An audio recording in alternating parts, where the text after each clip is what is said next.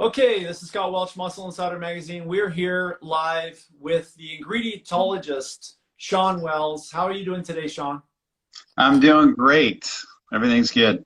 You're doing a lot of travel lately. Yeah, I was in San Diego and Phoenix. I've been traveling around, but it's good. I'm not freaking out too much.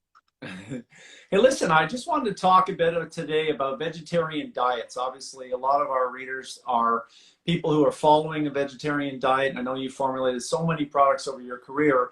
And why are you, I mean, you're also a registered dietitian, so you obviously understand that there's always often a struggle with athletes who follow a vegetarian diet with meeting their nutritional needs. Sometimes it may not be as easy, but obviously some more thought goes into that. What is your thought on a vegetarian diet versus traditional mixed diet? With a vegetarian diet, you might have a harder time with, especially vegan, with B12, with choline, with protein at an optimal level. Those are some of the bigger concerns, and then maybe getting optimal omega-3s and a better form of vitamin D, and that depends on just if you're okay with having fish oils or if you're okay with having the animal source vitamin D3, but now there's even an algal source of D3. So there are options, and there are things that are improving greatly, even if you're vegan. But I think the biggest thing right now is I believe in a well-constructed diet of whole food can be extremely healthy. I am so far less concerned about someone who's vegan than someone who's on a standard American diet. Because typically someone who's vegan is taking extra steps to understand their nutrition and is concerned with that. I'm okay with carnivore as well. Like, it's just, to me, the worst part, the saddest part is just, again, that standard American diet, the Western diet, the ultra processed food heavy diet. I'm just a whole foods kind of person and respect that. And as long as you put those pieces together and look at your nutrient consumption, I think you're in a good position. Absolutely. Now, obviously, with so many people that are looking at these sources of protein, there's obviously been a lot of supplements on the market for vegan type supplements. In fact, I've got the old Yeah, Vega vegan. one, very Yeah. popular, obviously, as you know. But how much, I mean, what has led to the popularity of all the vegetarian supplements on the market in terms of vegetarian proteins that you've seen? Yeah, I think it's like, interestingly, even with people that are fairly carnivore or paleo, there's some pushback on dairy-based products, not only from the humanitarian and ecological perspective, but also, from the perspective of they can just be an allergenic trigger for certain people. Some people don't digest whey or milk-based proteins that well, and so that can be a concern. And then, with vegan, there are more vegan and vegetarian people that are jumping into the fray and want a quality protein, and they need additional protein to trigger muscle protein synthesis and get hypertrophy or better muscle recovery. So they're looking at getting plenty of nitrogen through the vegan protein sources. And then some people just, it's a clean alternative. But the problem has typically been is that they're gritty, or that, the soy-based ones are potential endocrine disruptors with the phyto estrogens that are a component of that. So, but it's been more recently that these vegan proteins are, non-soy, that are getting creamier and better tasting, that aren't as gritty, that aren't as green and kind of rough aftertaste. Like, I think of like hemp as kind of having a pretty rough aftertaste. I think of soy as having a bad aftertaste. And, some of them have been really gritty and like granular particulate that kind of like leaves that taste in the back of your throat that like you're not sure if you've already swallowed it or not. And it's just vegan proteins have traditionally been in the past not so great. But pea protein and rice protein kind of came onto the scene at a higher concentrate level, which is a big deal. If you get up to like 90%, then it's more equivalent to whey protein isolate. Some of these proteins in the past have been 50% and then some carbohydrates and some things that you don't want. And it's already a lower biological value protein. You don't want to also get a lower concentration and have to drink more mass and, you know, like a larger serving size of something that's already gritty and gross, to be honest. So there was a long way to go when you look at whey as kind of the gold standard at being 90%, at being creamy, at being easy to consume, at mixing in well. A lot of these proteins didn't mix in well either. So, but that's that. Like I said, it started to change with pea protein and rice protein about 5 or 6 years ago, and has improved ever since. Now, pea protein doesn't have the best biological value and amino acid profile. Rice protein has a high amount of lead. So there's some concerns, especially if you add in like a cocoa flavor, which, you know, cocoa powder has a fair amount of heavy metals and lead in it as well. So like you can really get above the threshold with rice and cocoa. So we have been looking at NNB, the company I work with, at better protein solutions. And we came into pumpkin seed protein, and really that's been a game changer for us. Yeah, I never had really considered pumpkin seed as a vegan protein source because I just haven't seen many companies use it. But when I looked closer and saw that it has a full amino acid spectrum, it obviously it has the 9 EAAs that are there. And the more and more I started to see this, I was like, wow, I never, and obviously never would have thought of pumpkin seed protein in there. I mean, you always see the standards, the soy, the hemp, the rice, you know. How has it been to work with that particular protein source? I mean, obviously we'll get into, you know, obviously other products out there, but in terms of pumpkin seed as a protein, how has that been to formulate with? Amazing. And we actually did a lot of work on the seed proteins in particular. We were looking at watermelon seed, at sunflower seed, at pumpkin seed. The nice thing about these seed proteins is that you get rid of that green component, that kind of, it's a much creamier taste, one, and two, it's a cleaner taste. It doesn't really have that vegan aspect to it that you expect of just, you know, green with a potent aftertaste. It's a very clean taste. It's a very smooth and creamy taste. So you're heading more towards like a whey protein.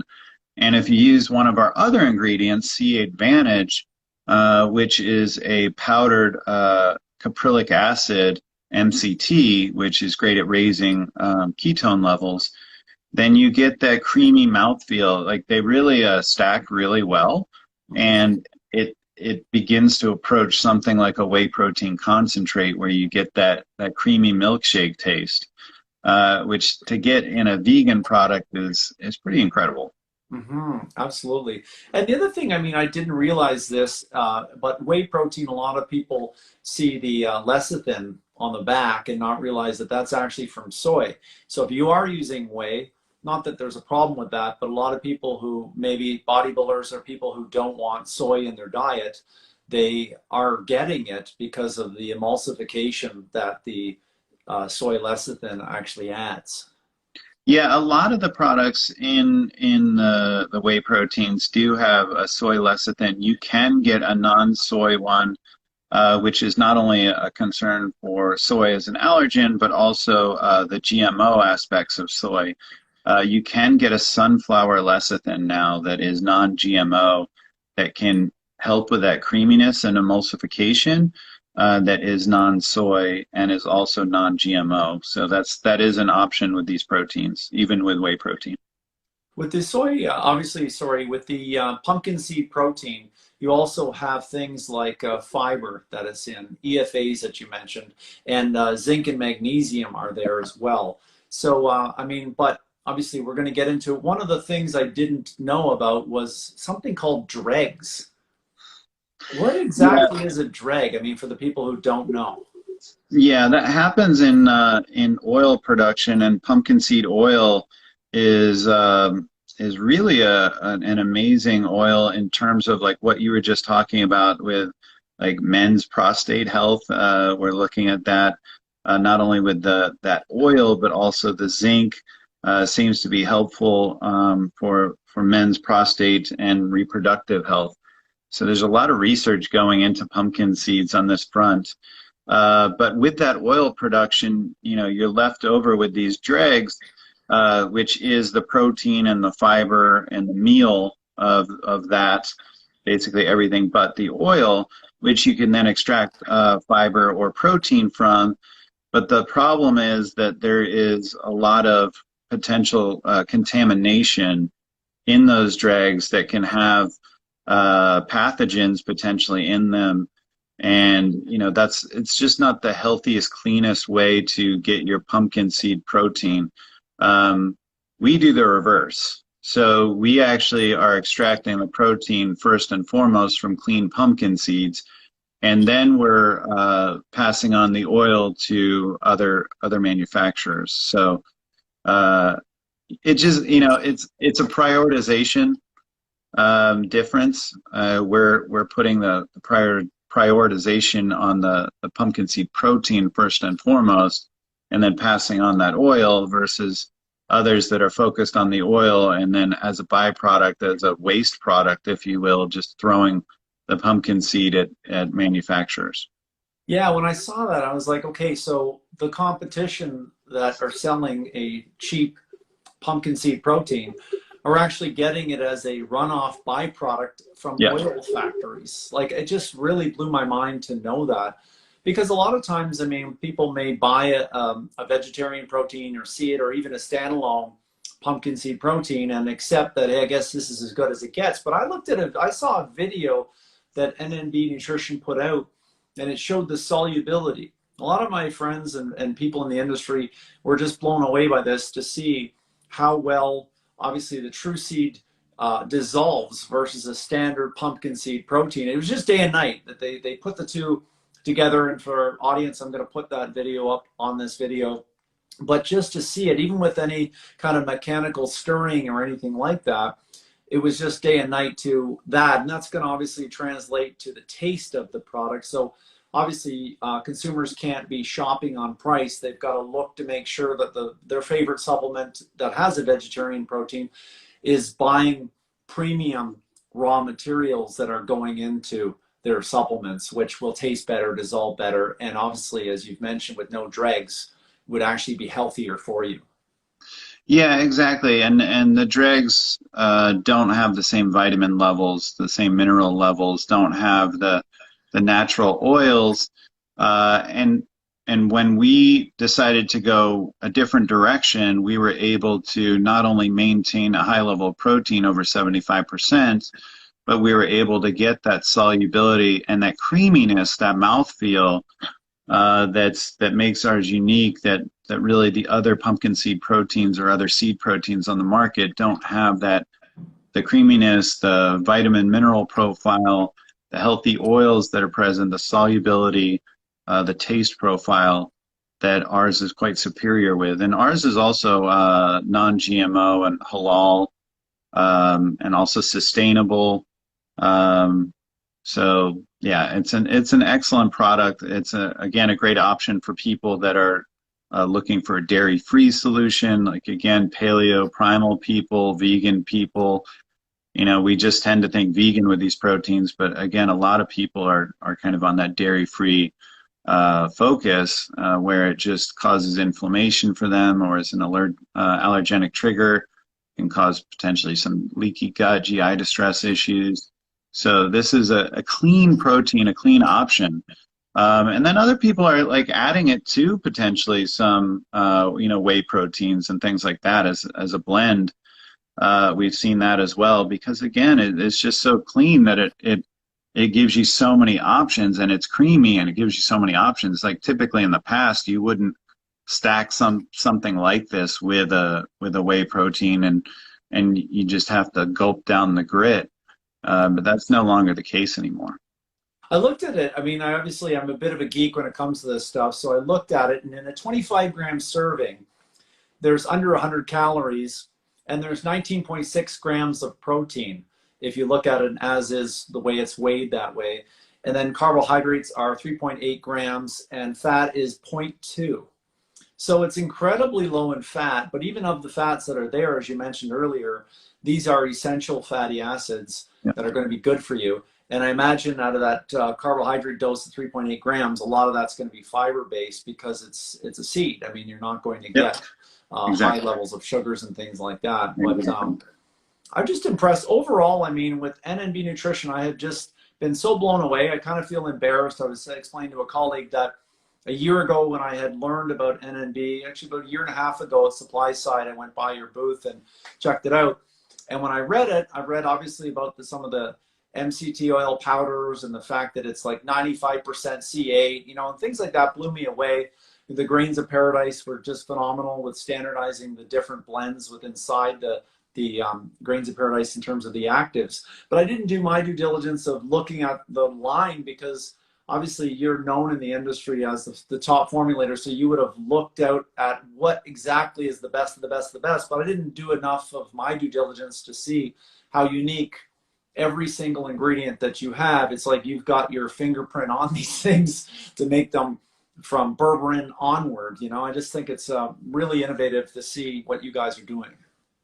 Yeah, it's a point of pride for sure. Like with me, like I've worked with Kylan, and he has over 100 scientists on his team.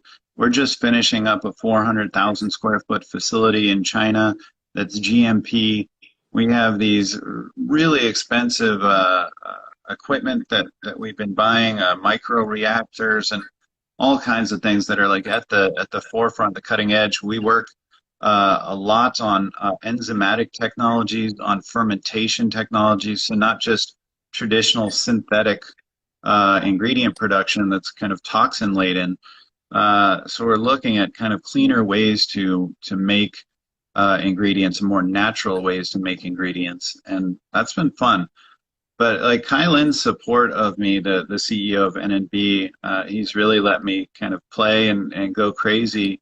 And you've seen the ingredients that I'm passionate about. You can see kind of the through line of anti-aging, longevity, of things being anti-inflammatory, anti-glycation, antioxidant, you know, mitochondrial health supporting. I'm really investing and putting ideas towards the future. I think people that are on the cutting edge appreciate these ingredients right now, but it's where I believe that the growth will be.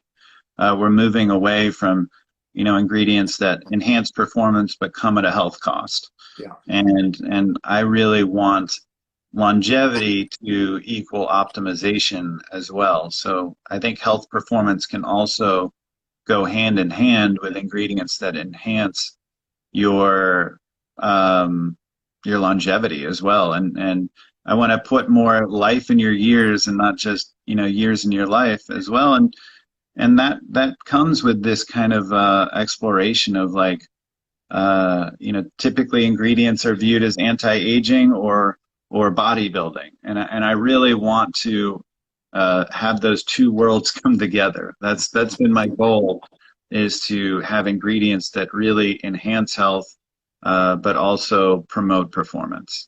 Absolutely. No, I really, really appreciate what you do for the industry in that direction of bridging those two. But using science, and you being a registered dietitian, it's not like a lot of the bro science you sort of see in the industry, that you're there and obviously working with NNB on that side, on the chemical engineering side of it, you can actually bring these ideas to life out of your mind. Probably a few months ago, I saw Price Blau do a video about, you know, inventing your own ingredients, you know, in terms of discovering that some of the formulators that are out there have ideas, but they may not have the science, the connections on the manufacturing side to do that. But NNB Nutrition is obviously in the game for that, to do that and to make athletes and regular people have access to the best of the best. I mean, and I think that's just really cool to see. It's exciting. Yeah, that's something we've been working on more recently, is kind of this incubator. We have a team called Ingenious Ingredients. that's made up of me, 𝐂𝐤𝐧𝐽, and two scientists, Dr. Ralph 𝐂𝐤𝐧𝐝 and Dr. Martin Purpura, who are very well known in the industry for working on ingredients like HMB free acid, like 𝐂𝐨𝐧𝐴, alpha GPC. Like these guys have done hundreds of studies in sports nutrition, and we're all working together on intellectual property on unique ingredients, and that's been fun. And then we also do have a component, like you mentioned, with NNB called ingredientology, where we work with formulators in the industry. Anyone who has ideas, if they want to, bring them to market and have a share of intellectual property, we'll work with them, because we have the attorneys in the space, we have the scientists, again, like more than 100 scientists, we have the equipment, and we can do the scaling and feasibility work, the bioavailability work. We can really make anything come to life, and it's pretty exciting. And that's like, there's so many of my ingredients that, prior to 𝐂𝐤𝐧𝐝, I was holding on for 10 years to, and then now, like, practically anything I dream up, he can make, and we can make feasible. And it's pretty exciting to I've really kind of moved away from just standard formulation, and now I'm just focusing on novel ingredient creation, which has been amazingly fun. That's incredible. Awesome. Well, listen, thank you very much, Shawn Wells, expert's expert when it comes to formulations, NNB Nutrition, top industry performer in terms of innovative ingredients. And where can fans go to follow more of your work? I'm at Ingredientologist here on Instagram. That's the scientist of ingredients, Ingredientologist. And then they can also find me on my website, ShawnWells.com, ShawnWells, ShawnWells.com. And I have tons of free guides there. All of it's free, like stuff on keto, on fasting, on anti-aging, on immune health, ingredients like zinc, like vitamin C, D3, mushrooms, all kinds of stuff I get into on there, and it's all cited and great material, and it's free. And you're not just the keto expert, although you're known in the industry as the keto expert. You obviously have an assortment of different areas that you are expert in. I've really been interested in the glucose disposal and managing, obviously, insulin and things. Some of the stuff you've done on that has just been awesome. So thank you that's very much. My most favorite ingredient in the world is, just to plug that, is dihydroberberine. I've always been a metformin fan for anti-aging and glucose disposal. There was a recent study that showed people lived about 2 years longer on it, and that's not even diabetics. I'm just talking about people, just normal people. There's no ingredient that's ever been shown to do something like that, even close. So, and berberine actually outperformed metformin in a head-to-head study. And then dihydroberberine, the ingredient that we patented and we sell, GlucoVantage is the brand name, that is about 5 times more bioavailable than standard berberine, and doesn't have the GI distress associated with it, because your body actually converts berberine to dihydroberberine at the gut level. So I'm super excited about dihydroberberine and anti-aging and just living longer and living better. I think every single person should be on it. It's easily in my top 5, if not my top 1. I think vitamin D3 would be up there as well. But it's an exciting ingredient, and I would jump on that. Yeah, so the berberine goes into your body, and your gut converts that to the dihydroberberine. So you've actually cut the middleman out by actually selling the thing your body converts it to. It's just that's innovation. And it actually converts back to berberine at the plasma.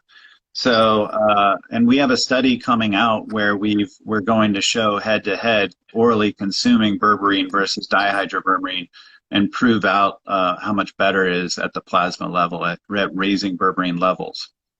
That's cool. Awesome. That's great. Well, listen, thanks again, Shawn Wells. People, check him out, and really appreciate you for your time. All right. Thanks, brother.